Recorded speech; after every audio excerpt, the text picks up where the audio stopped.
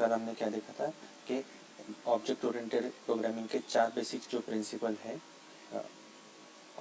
Abstraction, encapsulation, polymorphism और inheritance. तो इनमें से हमने देखा था कल एब्स्ट्रैक्शन। एक्चुअली एब्स्ट्रैक्शन क्या होता है, ठीक है। एब्स्ट्रैक्शन को और हम ज़्यादा डिटेल में पढ़ेंगे, लेकिन अभी हमने एक बेसिक आइडिया ले लिया है उसका कि एक्चुअली एब्स्ट्रैक्शन क्या होता है और किस तरीके से ये काम करता है। और जब हम किसी प्रोग्राम को एग्जीक्यूट करते हैं तो अब तक हमने जो प्रोग्रामिंग की थी वो कैसी थी, मेथड बेस्ड प्रोग्रामिंग थी, ठीक है। लेकिन कल हमने जो प्रोग्राम देखा था वो कैसा प्रोग्राम था, तो वो प्रोग्रामिंग कैसी थी, तो वो ऑब्जेक्ट बेस्ड प्रोग्रामिंग थी, ठीक है। हमने ऑब्जेक्ट के थ्रू हमारे मेथड्स को कॉल किया, हमारे जो वेरिएबल्स थे उनको एक्सेस किया। तो इस तरीके से हम ऑब्जेक्ट बेस्ड प्रोग्रामिंग के थ्रू एग्जीक्यूशन कर सकते हैं, ठीक है। आज हम देखते हैं कि जो ऑब्जेक्ट ओरिएंटेड प्रोग्रामिंग है उसका जो सेकंड प्रिंसिपल है एनकैप्सुलेशन, उसके बारे में आज हम जानेंगे।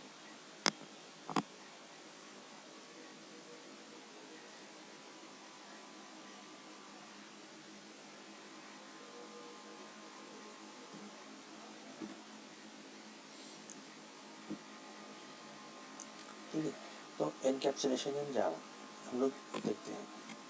एक्चुअली एनकैप्सुलेशन क्या होता है कि डेटा एनकैप्सुलेशन में क्या होता है, डेटा मेंबर्स और मेथड्स को एक ही क्लास में हम लोग रैप करके रखते हैं, एक ही क्लास के अंदर उसको रखते हैं, ठीक है।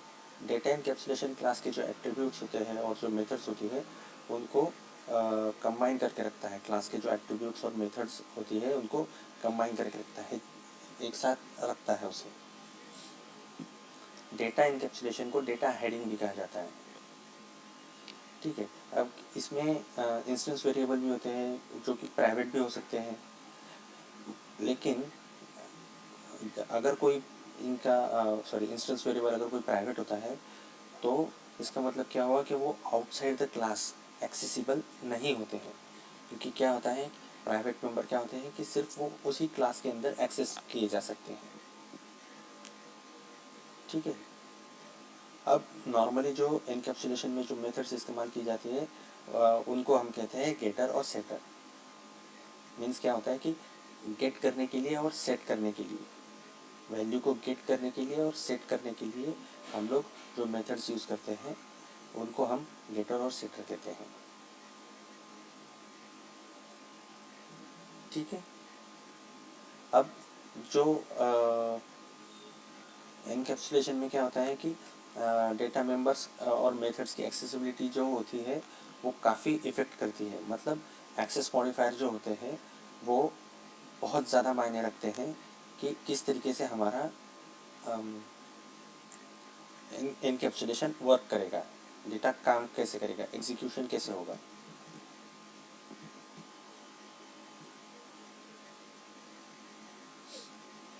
एक प्रोग्राम देखेंगे हम, उसमें हमने भी 3 डेटा मेंबर्स लिए हैं, ठीक है। 3 हमारे पास प्राइवेट डेटा मेंबर्स है, ठीक है। अब ये जो मेंबर्स हैं ये अपने क्लास के लिए ही एक्सेस होंगे, आउटसाइड किसी दूसरे क्लास के लिए एक्सेसिबल नहीं किए जा सकते, क्योंकि ये क्या है, ये प्राइवेट डेटा मेंबर्स है। अब इसके बाद हमने इस प्रोग्राम में 3, देखिए डिस्प्ले हो रहा है प्रोग्राम में, फॉन्ट ठीक है इसका,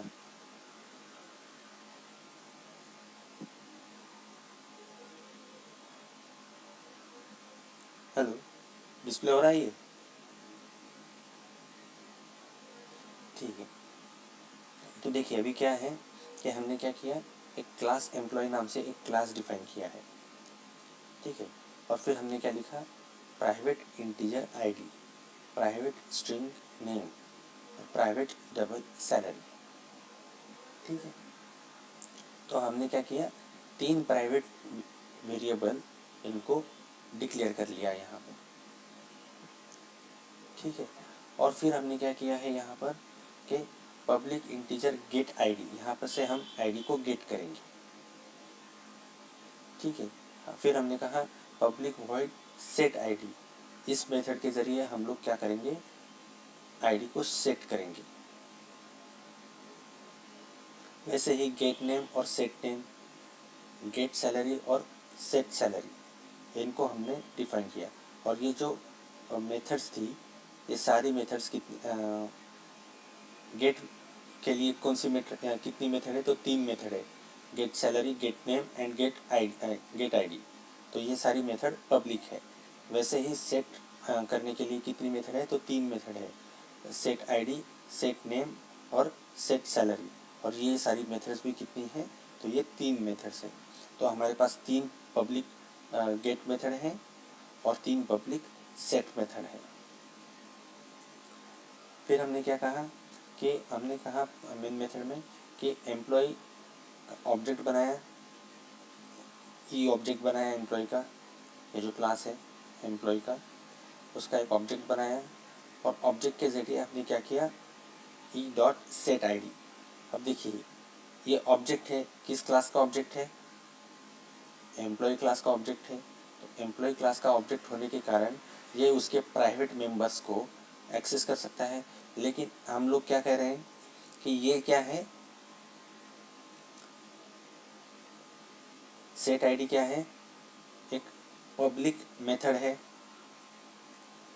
सेट आईडी एक पब्लिक मेथड है और वो आर्गुमेंट क्या लेती है, एक इंटीजर आर्गुमेंट लेती है। तो यहाँ से हमने जैसे ही 99 पास किया तो ये कलेक्ट कहाँ हुआ, यहाँ पर कलेक्ट हुआ। और फिर ये जो आईडी है, ये आईडी इस आईडी की वैल्यू को इस आईडी की वैल्यू में, माने ये जो आईडी है इंटीजर आईडी, तो इस आईडी को हमने यहाँ पे पास कर दिया। तो इस इंटीजर आईडी को ये वैल्यू मिल गई, असाइन हो गई। ये जो दिस डॉट आईडी है, ये दिस डॉट आईडी माने क्या होता है, दिस माने उस सेल्फ को रेफर करता है। तो जैसे ही वो कहता है दिस, तो मतलब किसका, तो इसी क्लास का आईडी। अब ये जो क्लास है एम्प्लॉय, तो इस क्लास में ये मेथड है। तो जैसे ही उसने कहा कि दिस डॉट आईडी, तो वैसे ही पता चल गया कि दिस डॉट आईडी माने क्या हुआ कि ये जो आईडी है प्राइवेट, हाँ, तो ये आईडी इसको रेफ़र करेगा कि इसी क्लास का जो आईडी है उसको रेफ़र करना है। ओके, ये असाइनमेंट ऑपरेटर आईडी, तो ये जो आईडी यहाँ पे कलेक्ट हुआ था हमने, तो ये आईडी यहाँ पर आ गया। इस आईडी को हमने दिस डॉट आईडी को दे दिया। तो जो भी वैल्यू यहाँ पर असाइन हुई थी, तो ये वैल्यू कहाँ जाएगी, इस आईडी को असाइन हो जाएगी। ओके,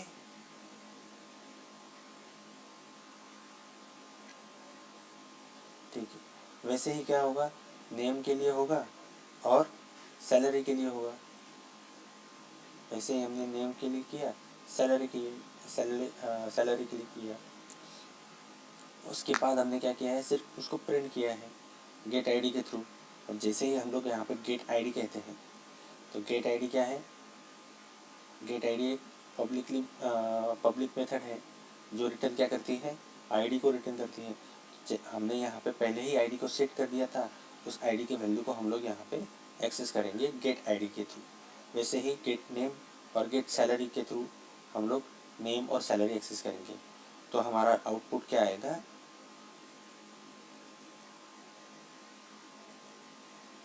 हमारा आउटपुट यह आएगा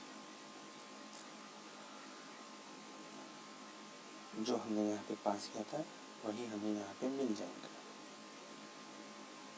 ठीक है। अब डेटा इनकैप्सुलेशन के फ़ायदे क्या हैं। डेटा इनकैप्सुलेशन का कोड जो होता है वो फ्लेक्सिबल होता है। अब कोड फ्लेक्सिबल होने के कारण अगर हमारे रिक्वायरमेंट में अगर कुछ चेंजेस होते हैं तो उस हिसाब से हम हमारा कोड चेंज भी कर सकते हैं। ठीक है।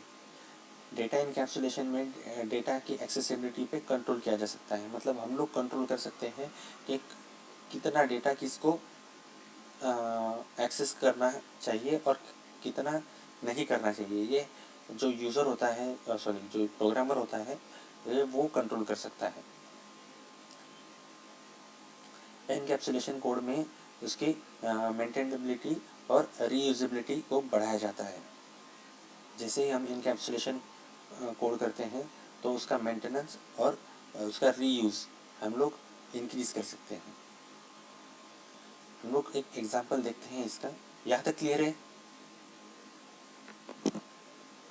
यहाँ तक कोई डाउट है?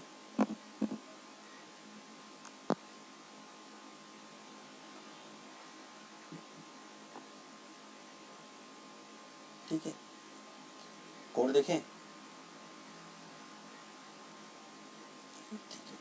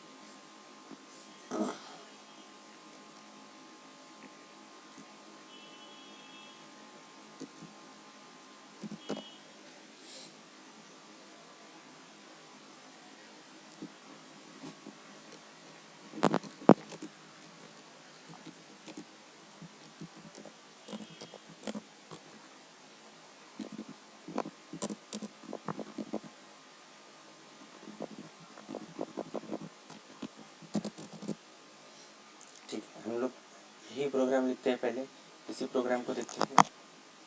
ठीक है, क्लास लिया हमने एक एम्प्लॉय। ठीक है, अब इसमें क्या किया हमने, 3 वेरिएबल्स लिखे हैं। प्राइवेट इंटीजर आईडी,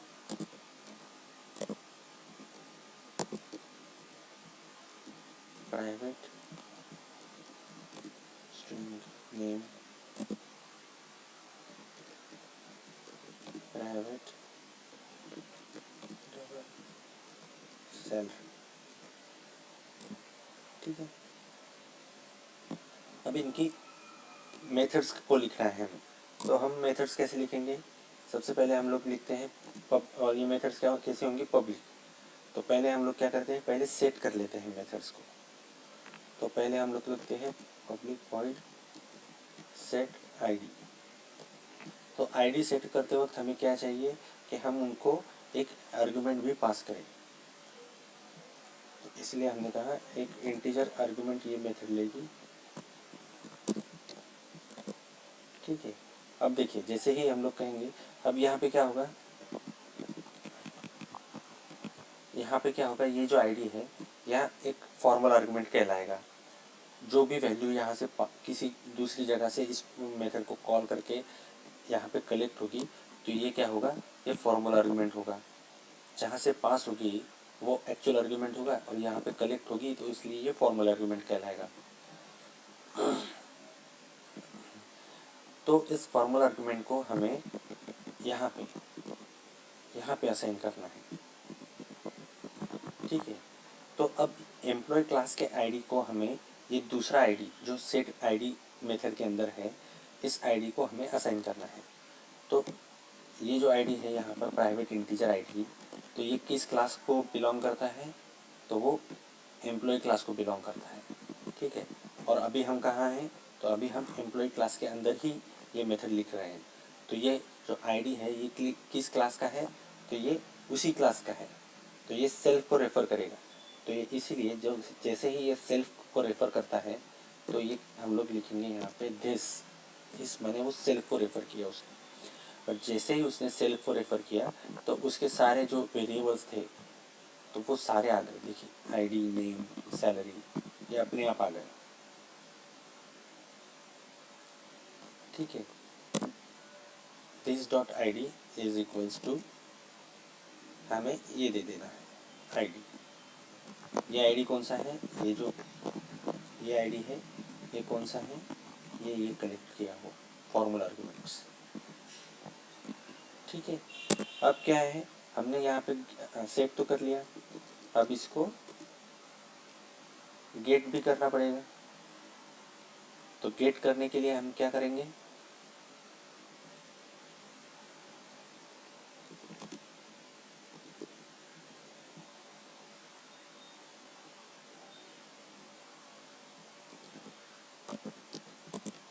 और यहाँ से क्या करना है हमें, रिटर्न आईडी।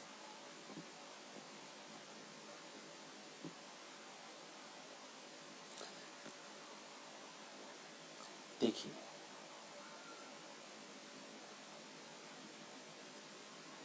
यहाँ पे क्या था, हम लोगों ने यही किया, पब्लिक वॉइड सेट आईडी, और इस आईडी को हमने एक इंटीजर वैल्यू पास की। यहाँ से हमने this dot ID is equal to ID के थ्रू ये जो कलेक्टेड पास की हुई वैल्यू थी, सॉरी कलेक्टेड की हुई वैल्यू थी, ये इसे हमने पास कर दी, और ये कलेक्ट की दिस डॉट आईडी मीन्स यहाँ पर इसके अंदर हमने कलेक्ट की, और यहाँ पर गेट आईडी के थ्रू हम लोग उस कलेक्टेड वैल्यू को गेट कर रहे हैं। ठीक है, अब सेम मेथड हमें करनी होगी, पब्लिक वॉइड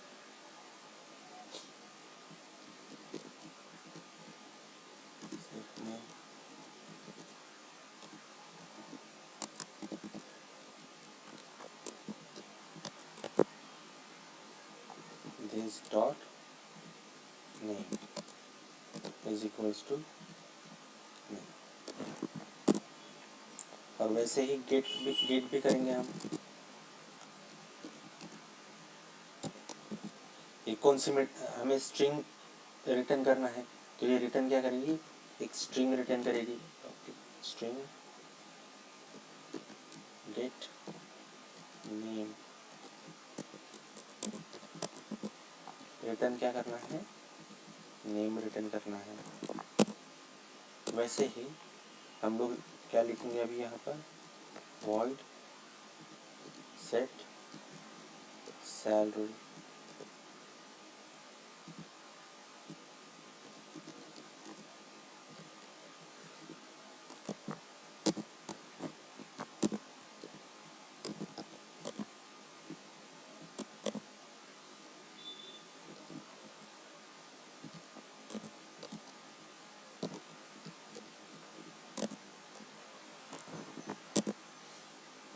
और हमें अभी गेट करना होगा, तो वैसे ही हम गेट करेंगे, डबल गेट सैलरी।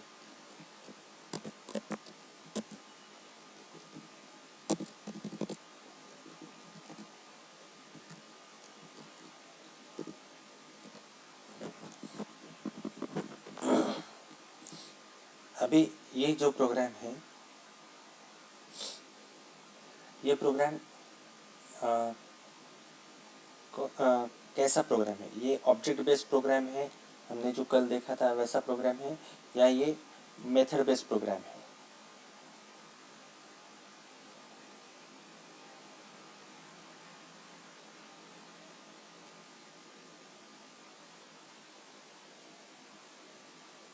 ऑब्जेक्ट कैसे ही,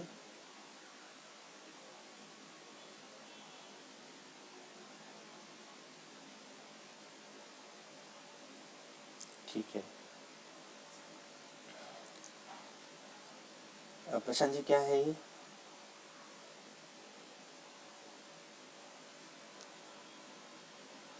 प्रशांत जी,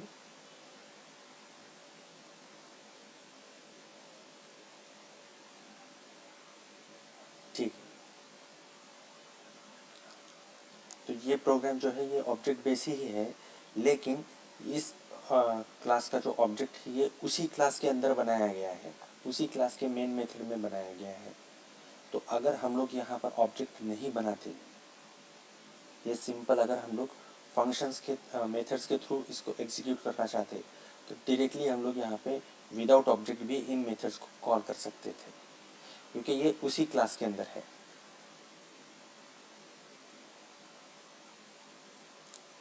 फॉर एग्जांपल हम लोग पहले ये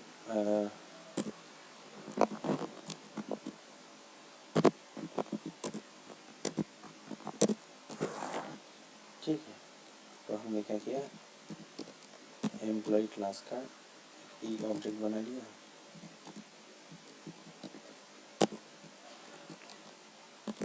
और इस ई के थ्रू हमने पहले तो सेट किया आईडी,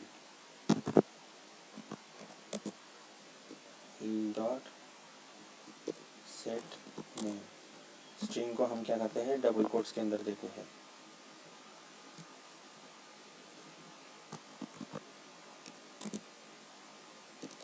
डॉट सेट,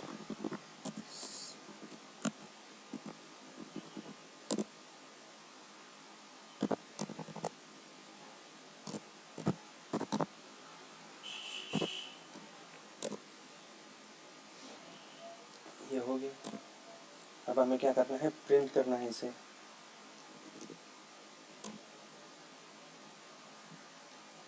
तो प्रिंट करने के लिए हम लोग लिखेंगे system dot out dot println id is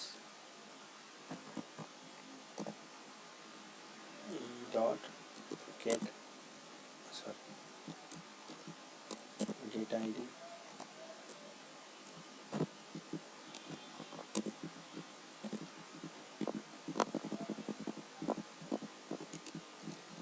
name और salary।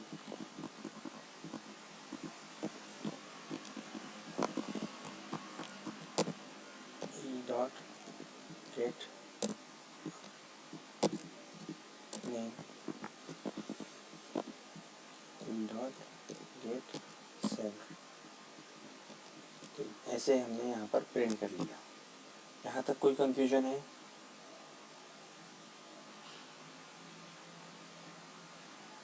ठीक है, तो कंपाइल करके देखते हैं हमारे प्रोग्राम को।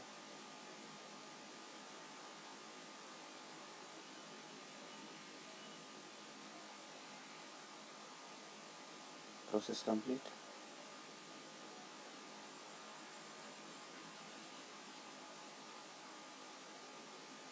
ये देखिए आईडी क्या है हमारा, हमने जो पास किया था 99, नेम क्या है राकेश, और सैलरी जो हमने पास की थी वो है 40,000.58। ठीक है, ये तो हुआ हमने ऑब्जेक्ट के साथ कर लिया। अब तो ये इसी क्लास में है, इसलिए ये हमने ऐसा लिखा है। अगर हम लोग यहाँ पर एक ऑब्जेक्ट बनाते हैं,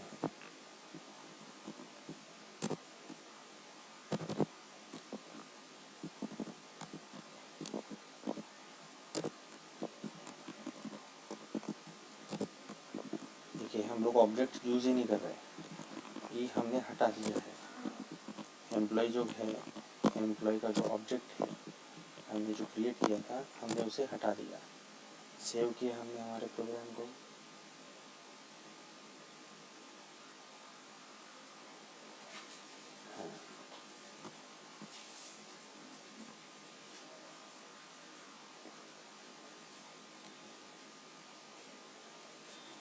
अब देखिए, अरे काम किया।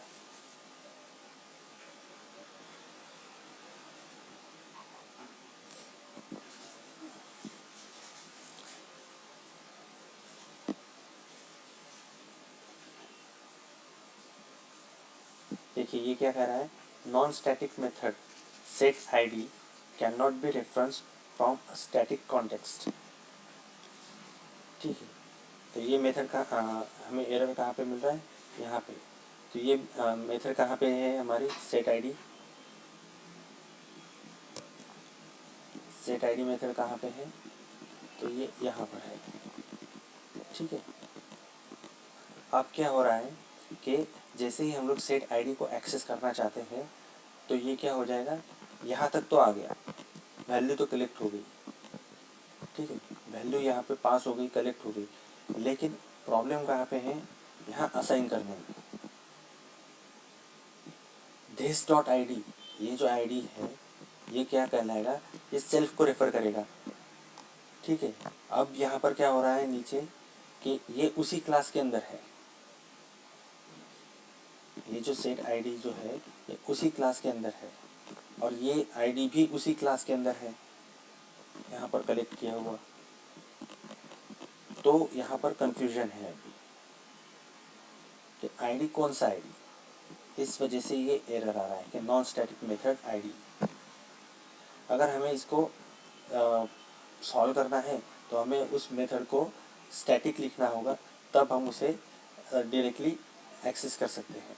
और अगर नहीं तो हम इसको ऑब्जेक्ट के थ्रू ही एक्सेस करेंगे। प्रोसेस कंप्लीट हुआ, ठीक है। अब ये तो हमारा ये हुआ कि ये हमने उसी प्रोग्राम के थ्रू एक्सेस किया था।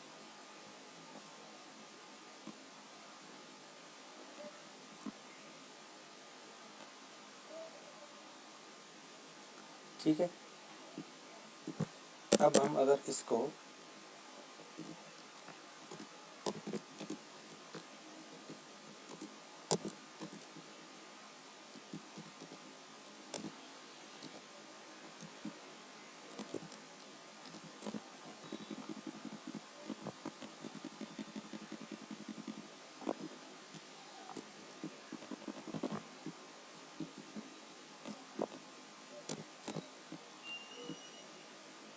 दूसरे प्रोग्राम दूसरे क्लास के थ्रू अगर हम एक्सेस करना चाहते हैं, देखिए हमने क्या किया, एक दूसरा क्लास लिखा EMP नाम का, उस क्लास में हमने एक मेन मेथड लिखी हमारी, उस मेन मेथड में क्या किया हमने, एम्प्लॉय क्लास का ऑब्जेक्ट क्रिएट किया और उस ऑब्जेक्ट को सेट और गेट किए मेथड्स को। ठीक है।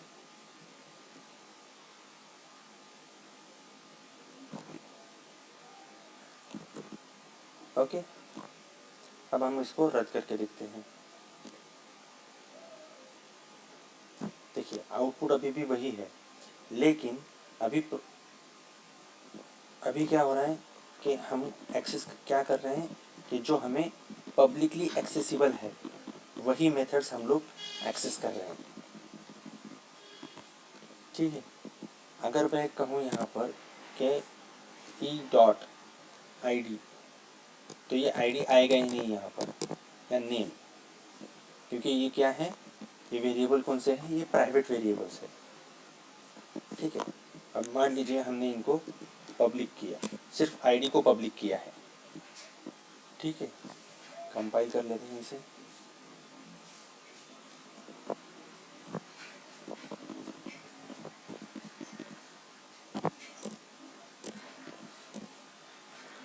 ऑब्जेक्ट के थ्रू हम लोग एक्सेस करेंगे।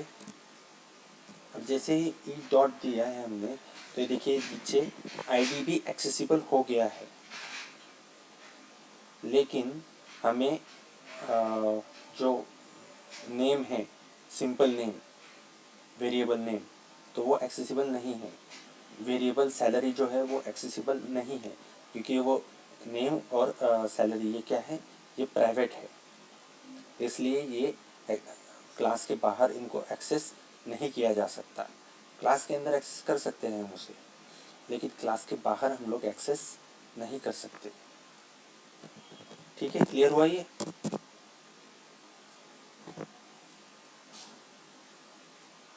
क्लियर है?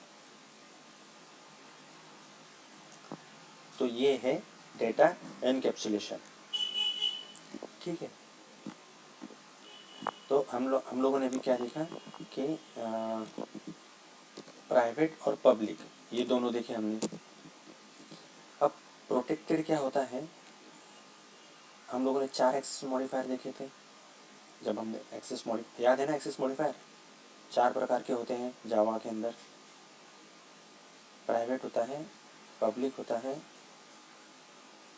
हाँ जी बताइए।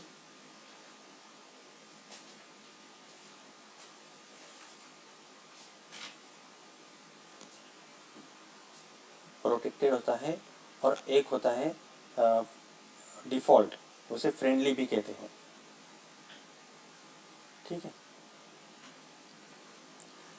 तो अगर हम लोग प्राइवेट लिखते हैं किसी वेरिएबल को, किसी मेथड को, तो वो उसी क्लास के अंदर एक्सेसिबल होती है। हम उस क्लास के बाहर उसको एक्सेस नहीं कर सकते। ठीक है। पब्लिक जब हम लिखते हैं किसी एक्सेस मॉडिफायर, किसी मेथड को या वेरिएबल को, तो वो ऑल ओवर हम लोग उसे सभी जगह एक्सेस कर सकते हैं। ठीक है। प्रोटेक्टेड क्या होता है कि प्रोटेक्टेड में क्या है, वो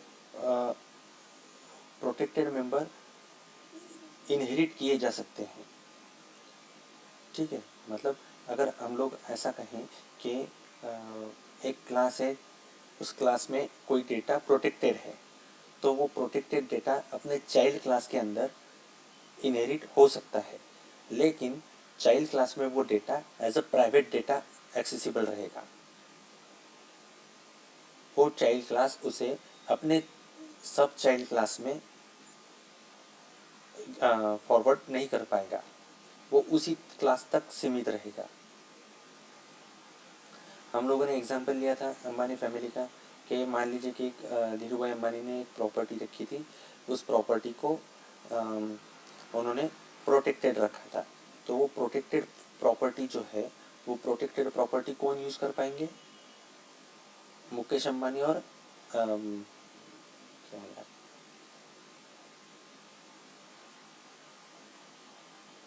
अनिल अंबानी, ये दो लोग ही उसे एक्सेस कर पाएंगे, क्योंकि क्या है, वो उनकी चाइल्ड क्लास है। धीरू भाई अंबानी के वो चाइल्ड क्लास है। लेकिन जो चाइल्ड क्लास अभी धीरू भाई अंबानी की प्रॉपर्टी जो प्रोटेक्टेड है उसको एक्सेस कर रहे हैं, ये चाइल्ड क्लास को फैसिलिटी नहीं रहेगी कि वो अपने चाइल्ड क्लास को, मीन्स आकाश अंबानी या अनंत अंबानी को वो प्रॉपर्टी इनहेरिटेंस में दे दें, तो ये उनके कैपेसिटी में नहीं रहेगा। वो खुद इस्तेमाल कर सकते हैं। ओके।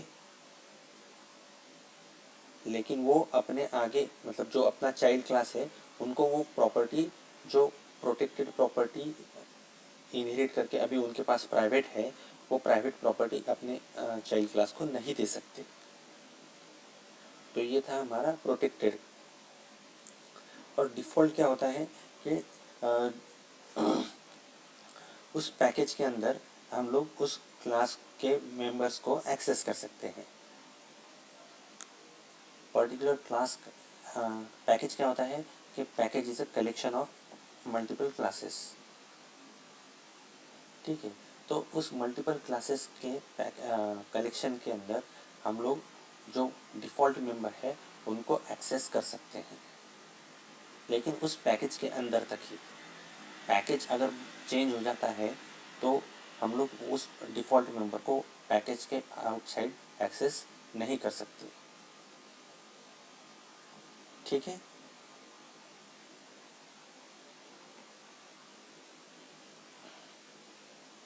तो ये था हमारा एनकैप्सुलेशन। तो एनकैप्सुलेशन में हम लोगों ने क्या देखा है कि हम लोग हमारे डेटा के फ्लो को किस तरीके से कंट्रोल कर सकते हैं, कि और जो हम लोग एक्सेस देते हैं डेटा को, तो वो एक्सेस हम किस तरीके से दे सकते हैं एनकैप्सुलेशन के थ्रू। ठीक है।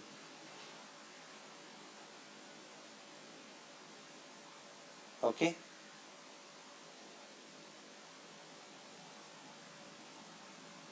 तो आज रुकते हैं फिर यहीं। ठीक है।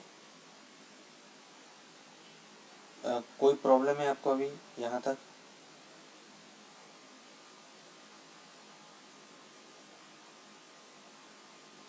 बिल्कुल, मैं बिल्कुल फिर से जोर दूंगा, अब आप ज़रूर प्रैक्टिस कीजिए।